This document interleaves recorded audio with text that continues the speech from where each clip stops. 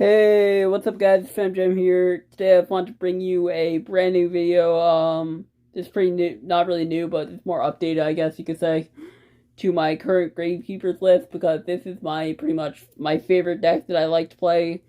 I have fun playing it, and it actually will win me games most of the time because it's a pretty control based deck that really can shut down some decks. So, without me rambling, let's get into the deck profile. First off, we're going to run 3 Gravekeeper Spiritualist. Spiritualist is pretty much the card that you always want to see in your starting hand. You use him to fusion summon your extra deck monster or your big boss monster, and basically that will get you pretty much that could get you game from there. Next up, we're gonna run 3 Gravekeeper's Covenant. Covenant is used to you discard him and then you search out Necro Valley. So that's basically what he's used for. You can also use him for a level 4. You can use him with Spiritualist and use him as another level 4 to get your Gravekeeper boss monster out. Then we're gonna run 3 Gravekeeper Recruiter. Recruiter's actually really good because once he's destroyed, you get to add a any Gravekeeper monster to your hand. So that's really good considering I think it's actually any level 4. Add one Gravekeeper monster. Actually it's any Gravekeeper monster, but with 1,500 attack and defense. So that's pretty cool, or less. So that's pretty cool. He's basically able to get you out, like let's say you don't start a hand with Commandant and then you need Necro Valley in your hand. Once he gets destroyed, you can add a Commandant to your hand that discarded to get Necro Valley anyway, so very good. I only run 2 Headmen. Headman's good, but I feel like at 3 he's a little bit of a brick. Basically, when he's summoned, if you have a level 4 monster in your Gravekeeper monster inside your graveyard, you can special summon him, and his effect's unaffected by Necro Valley, so even if you have Necro Valley in the field, you're still able to use your graveyard a bit, so that's cool. Most people wouldn't run this, but I like to run it just because it's a big 2,500 defense. Plus, also, if you have a certain trap card on the field that I'm going to show you later, you're able to decrease your opponent's monsters by 500, so he could be hard to beat over. I run 2 Gravekeeper Spy, and then he's also good for the flip effect. Obviously, just special summoning any Gravekeeper or any level 4 or lower Gravekeeper from the deck. It's pretty good. I run 1 Gravekeeper's Heretic. Heretic's not that good in the sense that he's not very beefy. He doesn't gain the 500 attack that most monsters from Necro Valley get, but he is, while he's on the field, he's unaffected by everything. So basically, if you really end up having like a grindy match, he can pretty much just be on the field, and he basically just can't be destroyed by pretty much anything except for battle, obviously. So that's pretty good. I run 1 Descendant. Descendant is a situational. You usually search him off of your boss monster effect, and once he's on the field, you can start popping your Gravekeeper cards in order to pop cards on the field. So if you want to do like a board wipe, you're able to do that. That's it for the monster lineup. Moving on to the spell lineup, obviously, since it's a Gravekeeper deck, run 3 Necro Valley. Why when you run it? That's like pretty much, I would say at least, like, definitely top 5, like, best field spells in this game right now. Next up, we're gonna run 3 Necro Valley Throne. Necro Valley Throne is basically, his effect is that you're able to search out any Gravekeeper monster.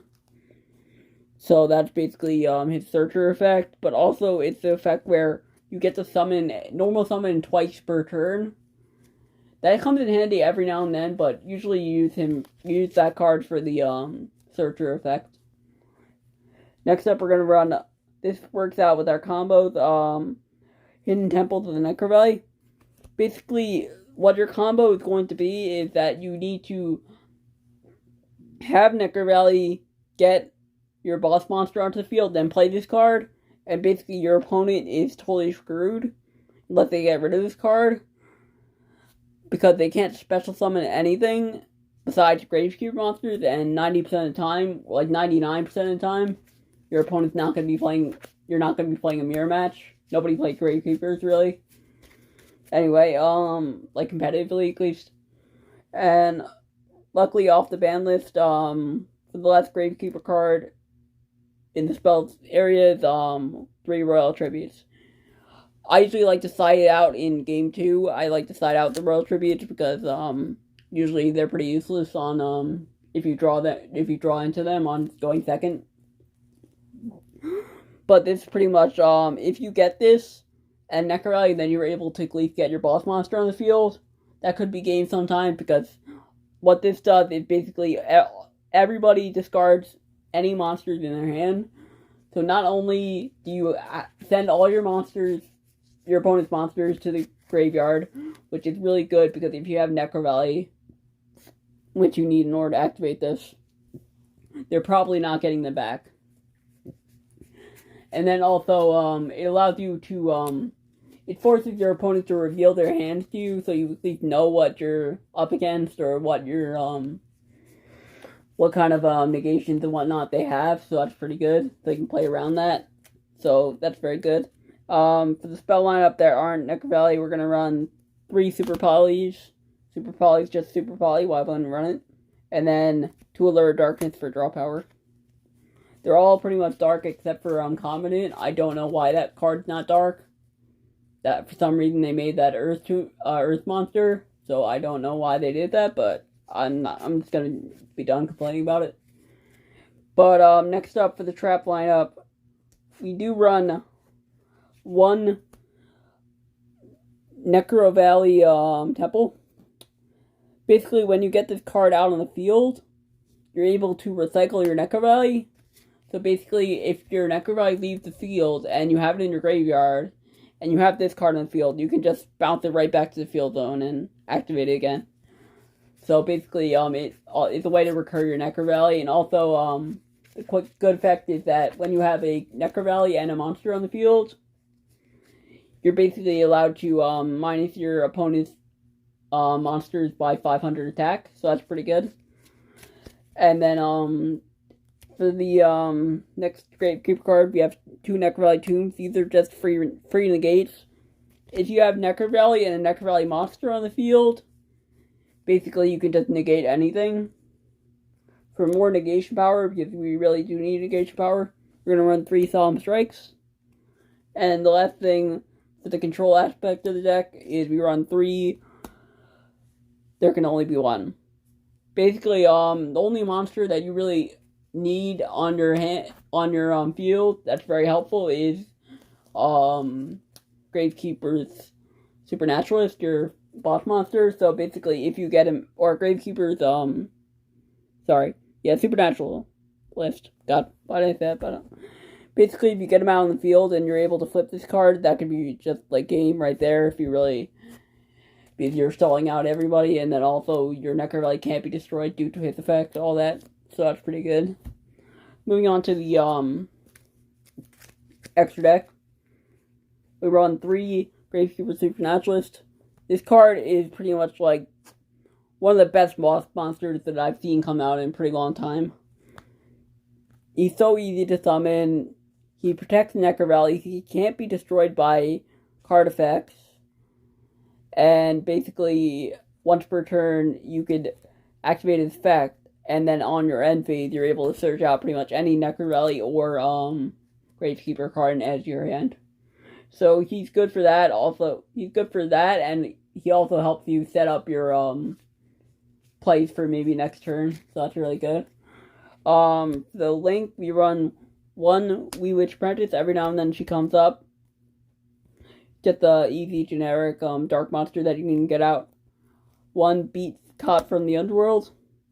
1 Nightmare Phoenix, and 1 Nightmare Unicorn. I don't run Cerberus just because I feel like Cerberus is not as useful sometimes. And it's kind of hard to get out some of the Link monsters. And then for our last Link, we run 1 Underclock Ticker. Truthfully, to be honest, besides maybe the Nightmare Unicorn and the Nightmare Phoenix, you can pretty much just swap all these out for these 3 cards: Nightmare Phoenix, Unicorn, and then you can use the rest for super poly targets. For the we do run some XCs in there. We run 2 Evil Sworn Ventos and 1 Dark Rebellion XYZ Dragon, 1 Evil Swarm Nightmare. And then for our super poly targets, I might bump this up to 2 more super poly targets and take out stuff, but I'm kind of happy where it is right now. One Mud Dragon Swamp, 1 Starving Venom Fusion Dragon, and 1 Predaplant Draco Stapelia. Alright, that's it for pretty much the main and extra deck. Moving on to the side deck. Side deck's very small, but pretty standard. I run 3 Nibiru the Primal Being because combo decks. 2 Mind Controls because it just got hit semi-limited. And I run for backer removal when I first Mystic Mine or something like that. I run 3 Cosmic Cyclones. Alright, that's pretty much it for the deck. Tell me what you guys think. What do you think I can do to improve it? All that. And if you watched till the end, thank you so much. And please consider subscribing to the channel if you enjoyed. I'm hoping that I can put out more videos like this. And be sure to leave a like because it'll let me know if you guys want to see more deck profiles like this.